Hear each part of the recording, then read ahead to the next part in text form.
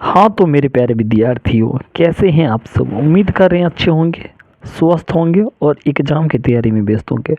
मैं ओम प्रकाश मिश्रा और आप देख रहे अपन YouTube channel success study star. तो मेरे प्यारे विद्यार्थियों, आज जो मैं आप सबको पढ़ाने वाला हूँ क्लास 10th का ना साइंस का VVI ऑब्जेक्टिव क्वेश्चन, जो 2026 में कॉन्फर्म यहीं से आएगा।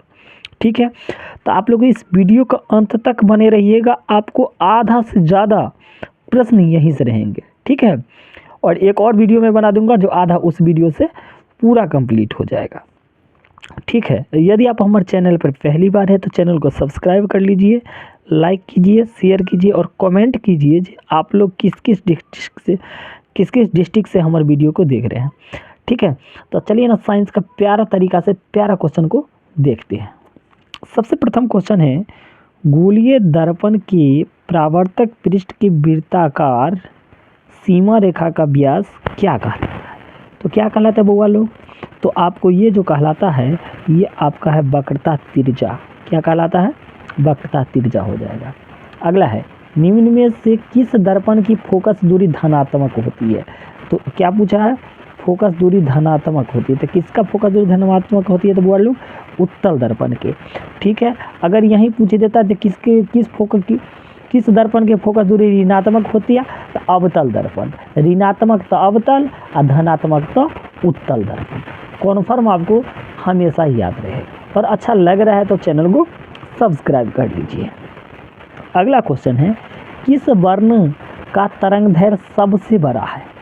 तो किस रंग का तरंग दैर्घ्य सबसे बड़ा है, तो ये कौन सा कलर होता है वो तरंग दैर्घ्य सबसे बड़ा, तो लाल का होता है। इसका तरंग दैर्घ्य अधिक होता है लाल कलर का, इसी कारण आप लोग देखते हैं जो रेलवे सिग्नल में किस कलर का प्रयोग किया जाता है, लाल का, क्योंकि इसका तरंग दैर्घ्य अधिक रहने के कारण आपको एकदम अंधेरा में और ज़्यादा दिखाई देगा, या कुहैसा रहेगा आपको ज़्यादा दिखाई देता है। इसी कारण किसका प्रयोग किया जाता है, लाल कलर का। क्यों किया जाता है, क्योंकि इसका तरंग दैर्घ्य अधिक होता है।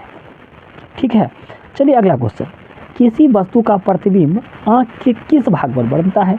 वो अरे प्रतिबिंब किस पर बनता है, तो बउआ वाला क्वेश्चन है, रेटिना पर। आप लोग पक्का याद रखिएगा। अगला है, निम्नलिखित में किस माध्यम में प्रकाश की चाल सबसे अधिक होती है।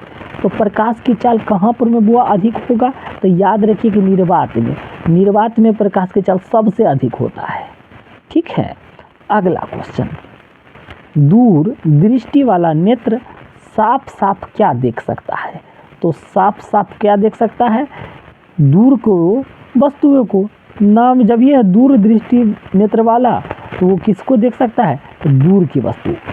ठीक है, अगला क्वेश्चन 7 नंबर, एक अभिसारी किरण पुंज समतल दर्पण पर आपतित होती है, परावर्तित किरण पुंज होगा, तो ये क्या कहलाएगा, यानी किसका परिभाषा दिया हुआ है, तो ये बुआ अभिसारी का दिया हुआ है। किसका दिया हुआ है, अभिसारी का। नहीं सॉरी अभिसारी को दिए, अरे समांतर के देले है, किसका है, समांतर का हो जाएगा। ठीक है, अगला 8 नंबर कहा है, यदि एक प्रिज्म से एक वर्णिक किरण गुजरे तो इसका क्या नहीं होगा। तो इसका क्या नहीं होगा बुआ लोग, तो आप लोग जानते हैं इसका वर्ण विक्षेपण नहीं होगा। इसका क्या नहीं होगा, तो वर्ण विक्षेपण नहीं होगा। 9 नंबर में देखिएगा, वायु में कांच के उत्तल लेंस की वायु में शक्ति होती है, तो इसका वायु में शक्ति क्या होता है जी, तो आपको याद रखना धनात्मक होता है। वायु में क्या शक्ति होता है, तो धनात्मक होता है। अगला क्वेश्चन 10 नंबर, जल की एक गोलीय बूंद में व्यास के अनुदिश आपतित किरण का कितने बार अपवर्तन होगा। कितने बार अपवर्तन होगा बुआ रे, तो अपवर्तन 2 बार होता है। इससे आपको ये भी याद रखना है, प्रकाश के अपवर्तन के कितने नियम थे, 2।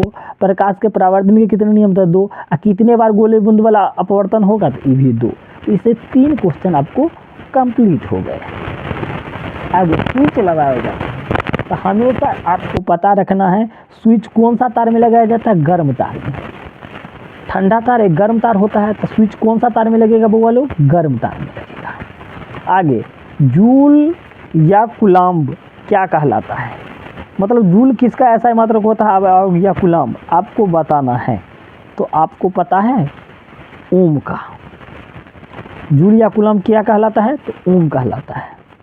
क्या कहलाता है बोलो? ओम कहलाता है। अगला, चुंबकीय क्षेत्र का एसआई मात्रक क्या होता है? चुंबकीय क्षेत्र का एसआई मात्रक क्या कहलाता है? तो आपको याद होना चाहिए, जो ये आपको वेबर कहलाएगा। क्या कहलाएगी बुआ लोग? वेबर कहलाएगा। अगला 14 नंबर,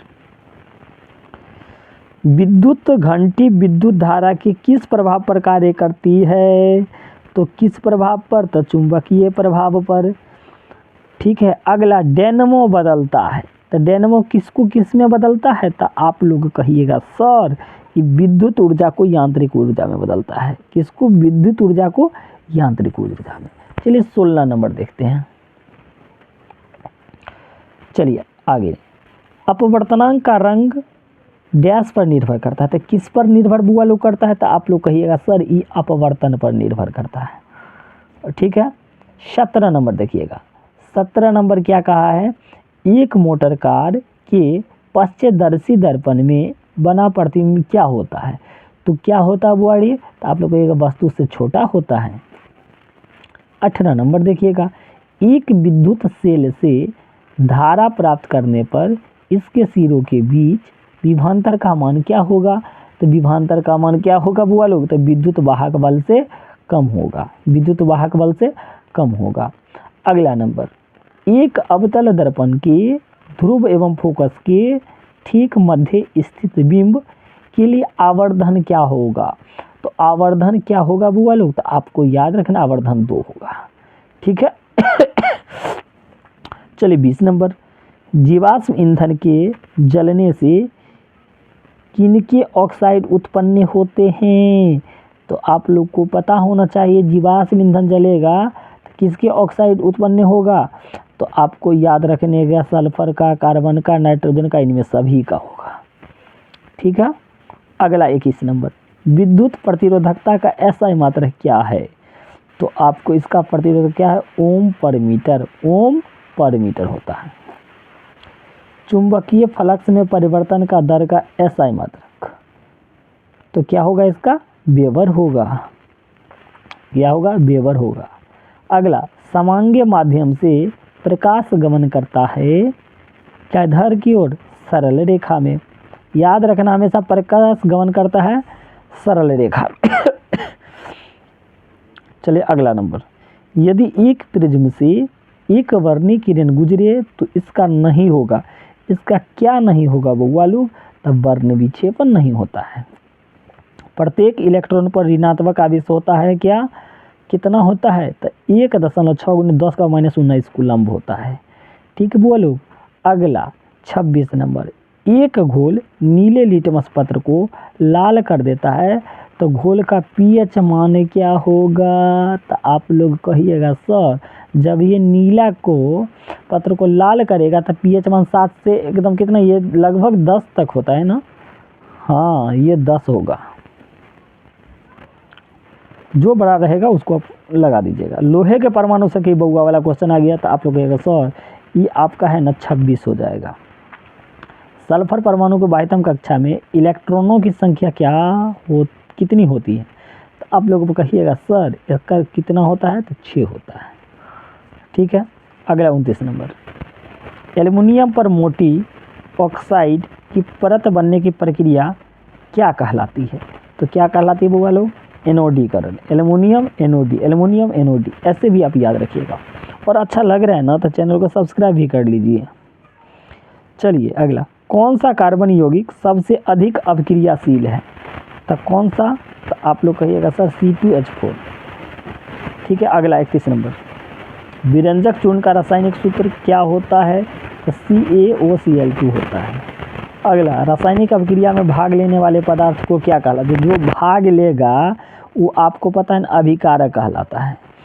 टूथपेस्ट होता है क्या होता है? तो क्षारीय होता है। अगला, निम्नलिखित में कौन कार्बोक्सिल समूह है? कार्बोक्सिल समूह कौन है? तो आप लोग कहिएगा सर COOH ये है। अगला, निम्नलिखित में किसके कारण अम्ल वर्षा होता है? तो किसके कारण होता है SO2 और एक और होता है NO2। तो NO2 ऑप्शन में नहीं है, SO2, अगर SO2 रहता NO2 रहता है, दोनों होता है, तो आपको दोनों में से कोई एक मिल जाएगा। तो उम्मीद कर रहे हैं वीडियो आपको अच्छा लगा होगा। यदि अच्छा लगा हो तो चैनल को सब्सक्राइब कीजिए, लाइक कीजिए, शेयर कीजिए, कमेंट कीजिए। धन्यवाद।